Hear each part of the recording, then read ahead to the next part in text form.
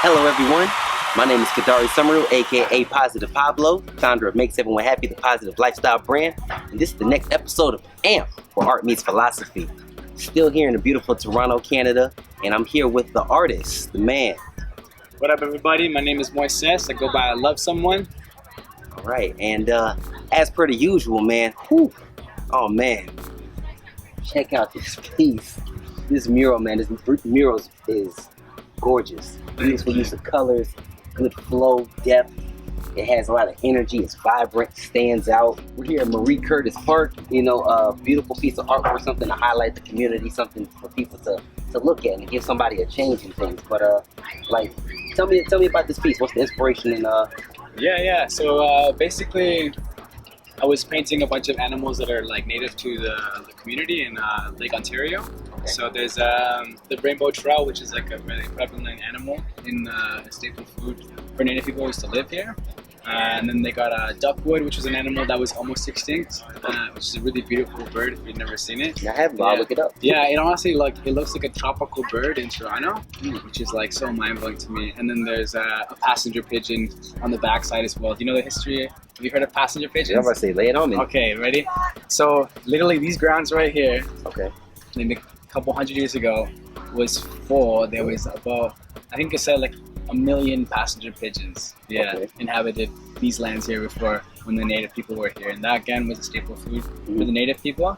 And then like around the time when, you know, French Canadians came and Toronto was amalgamated with Long Branch area, it used to be called Lakeview before that, people started hunting the birds, and then there was laws against, you know, not hunting them but there was crazy stories. It's really well documented actually. If you Google it, it's like people saying that, you know, when they used to migrate, that it would cover the sun for 3 days. Like, yeah. Wow. Yeah, so there's like millions of these birds, and basically the story goes in April, again, really well documented. In April, a bunch of hunters came together when telephone poles started coming in this area. They were able to call each other. They all met up and slaughtered like 2,500 birds or something stupid like that. Wow. Yeah. Well, that was kind of the end of that. Right? I know. I'm smiling, but it's actually like awful. Like, yeah, quite right. So like that was the first time in history that a whole species was documented to be extinct. Right, from start to finish. There's a bunch of them.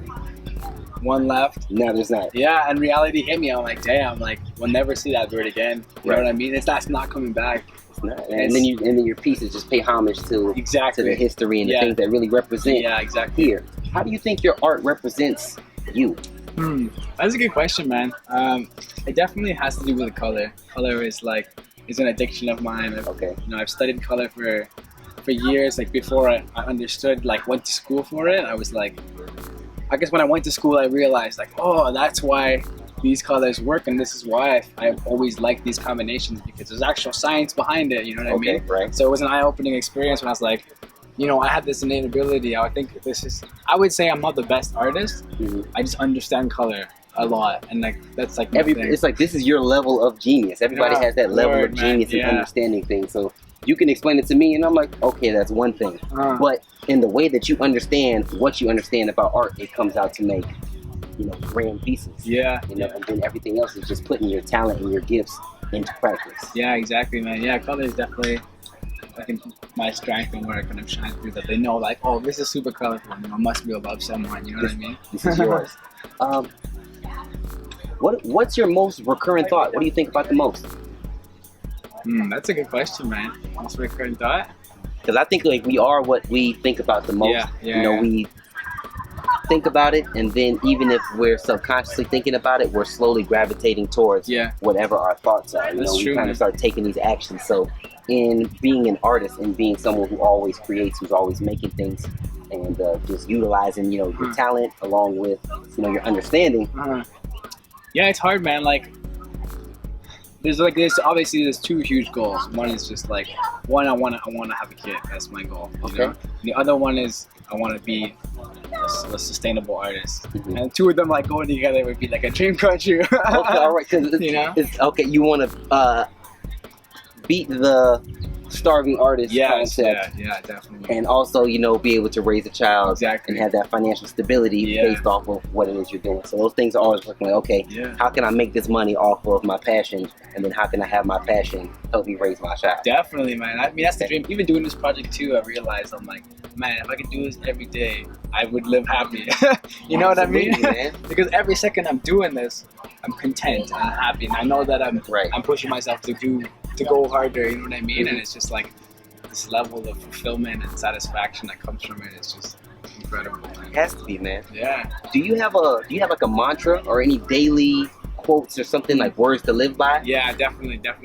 Actually, no, man. Like, you know, have you heard of Les Brown? Lester Brown? Right? Yeah. Eric Thomas. Okay, all right. Yeah, like, I see where you're at. Yeah, dude. Like, I just honestly, I don't think I can like. I wouldn't be able to do what I do if I didn't like listen to these guys, you know? Okay. Daily. Like, when I'm painting, headphones in. People think I'm listening to music, but like, what you're feeding your mind is what's gonna come out. You know what I mean? Exactly. So like, if I hear these motivational speakers, I hear people like, you know, telling you to pursue your dream. Right. It's the only way I can like keep moving, man. Like, I know they don't know me, you know, but I feel that they believe in me in a weird sense. You believe in everyone's potential. Everyone has potential, and it's greater than what they may realize. Right. So it's just saying that, you know what? Even though I may not know you directly, or I may not have known you up until a certain amount of time, but I know that if you're putting forth the practice of using the talents that you have, you're going to be great at it as long as you continue to do so. Yeah, man. And like it's kind of cliche to say, you know, you shoot for the moon, you know, you land on the stars. Right. No matter what, it's like even if you just kind of you get yourself out there and you're in the general area that you want to be in, it may not be exactly as you envision it, but you'll still be amongst the things that make you happy and bring you joy. Yeah, definitely, man. Yeah. One of the, because I actually had no idea that you were really going to just drop this bomb of like goodness on me.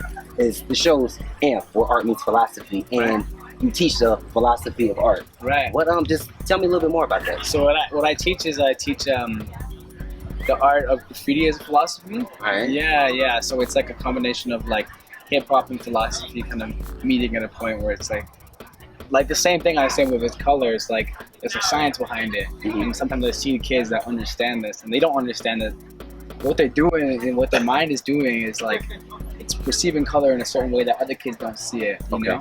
And like, yeah, I guess the way I merge the philosophy too is that there is like this ethic behind graffiti. Like, you know, how do you define graffiti? Everyone that comes up is like, oh, I love your art, but I hate graffiti. And it's like, like without fail, every single person who's complimented it has to say something negative about graffiti. What they don't understand is that like every kid who could do this grew up doing graffiti. You know what I mean? Like that was the foundation. Yeah. The foundation had to come from somewhere. It's like I'm this great at this by studying on that. Like I've met tattoo artists. Yeah. And they said they started off tattooing, and then once they started to paint, they became way greater tattoo artists. That's right. Yeah. Because you just have a base of something to kind of go and to grow off of. How'd you get started?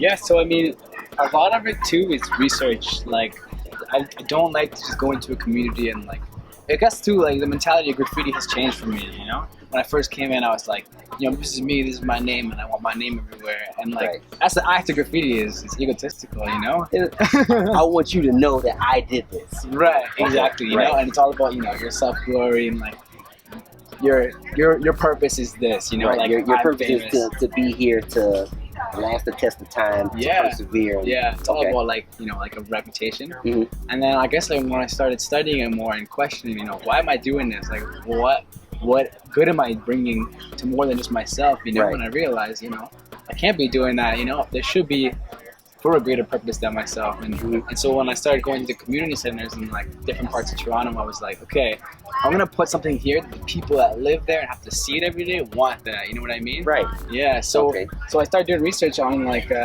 this area. Man, knowledge, like so much stuff out there. Have you heard of Toronto Archives?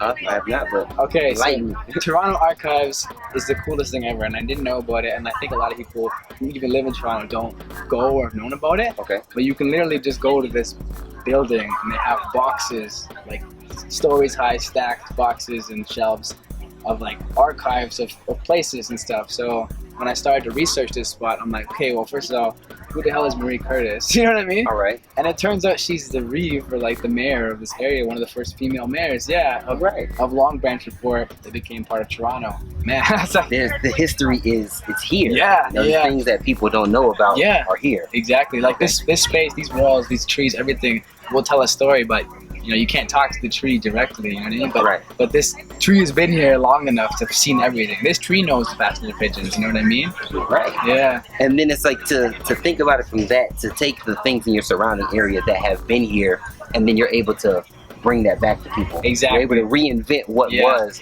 and bring it to people's attention. Yeah, yeah. That's and also like the idea of this too is that I want to do something like more surreal as opposed to like just a fish in the water. It's a fish kind of in like in space, and the idea of that too is that it's taking the animal and bringing it outside of its home, or outside of its natural habitat. All right. To kind of bring us awareness again of like, this is their home, this is their land, they were here before us, you know what I mean? Yeah. Nice. All right. So everything's real nature based. Yeah.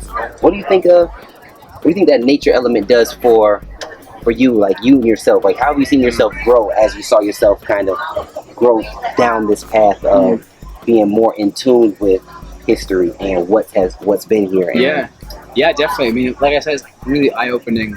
Like when I realized that all of these parks are named after someone, because this person is significant. Okay. And Toronto is known as like the city of parks, you know.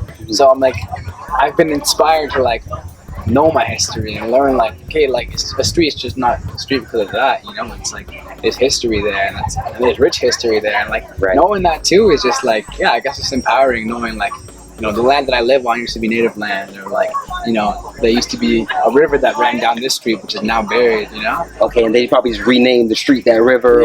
Yeah, exactly. So like cool stuff like that too is just like, yeah, I guess it's inspired me to research and like to study more, to like to learn more about communities before I go in and just, you know, like I said, like just do my name.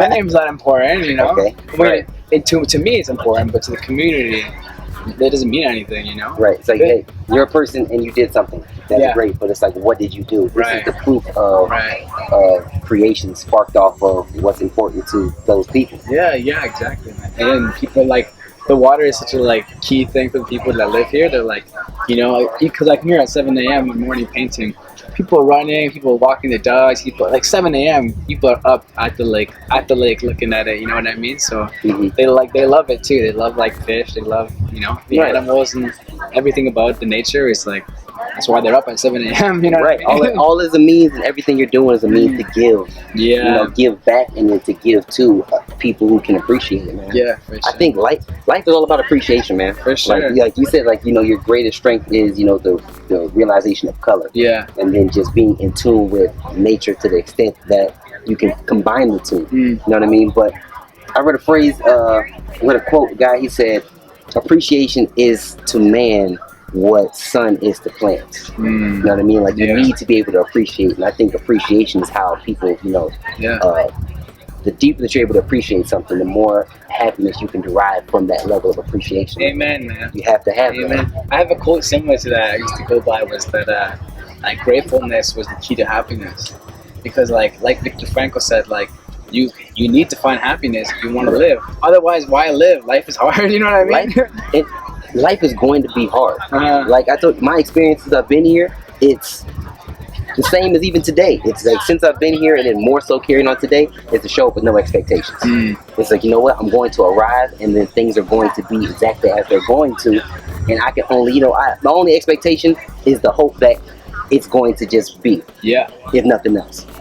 So when I put something out there, I know that it's not going to last. I know that, like, you know, 2 weeks, you know, some kid's gonna come write his name, because his name is more important than the community. Okay. So certain is finding that balance between what's important, and then you don't know exactly what somebody else feels important. But I mean, like all things, everything has to pass. Yeah. You know, for some point in time. So if it lasted for 2 weeks, you know, in 2 weeks, you don't know how many people that was able to touch before it was touched by somebody trying to take away from what you put it out there for. Right.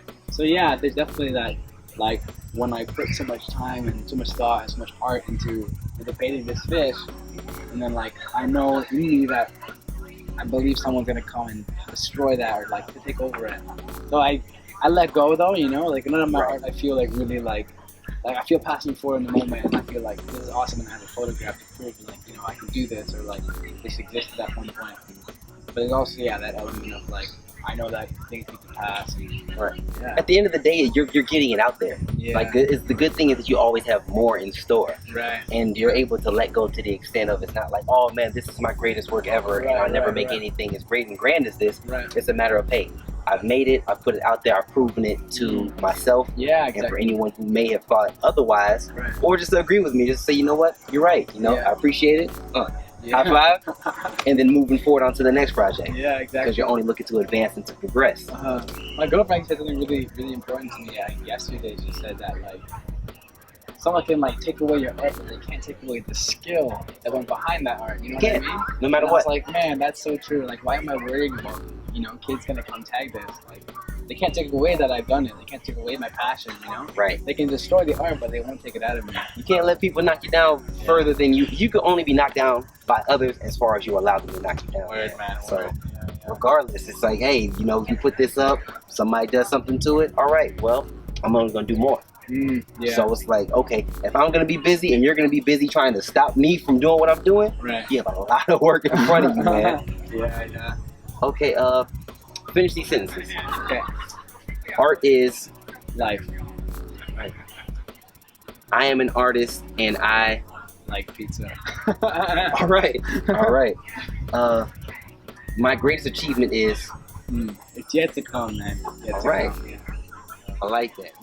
I have to make sure I give him credit for it, but he said he had a whole story and he was talking about he was stressing about things and he was worrying about his greatest accomplishments, his greatest achievements, and not being able to exceed or surpass the things he's done before. Right. Okay. And then he went on the airplane and he was with this old guy, and I think the man was maybe in his 70s, 80s.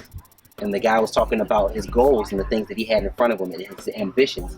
And he said, in all things considered, my best is yet to come. Like, regardless, he said, this man in his 70s or his 80s is still looking forward to better and brighter days to surpass where he has been. Then what am I complaining about? Right. You know what I mean? Like, I know that I'm going to do better because no matter what, you have to be able to do better if you're always doing your best. So as long as you're really keeping that passion and you're really having that drive and you're feeling that this is the most that I can do, then what else can be done? Exactly, yeah. It's like, I think it's a book as well, a quote that says, all you can do is all you can do, and all you can do is enough.